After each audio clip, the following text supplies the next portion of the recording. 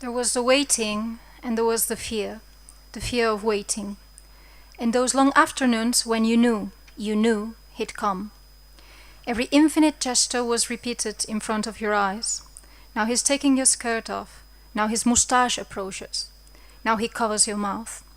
Infinite was the fear, and every ritual step, and every ounce of pain, and every time it had happened was like an infinite film repeated. There was the waiting, and there was the fear. He sometimes didn't come.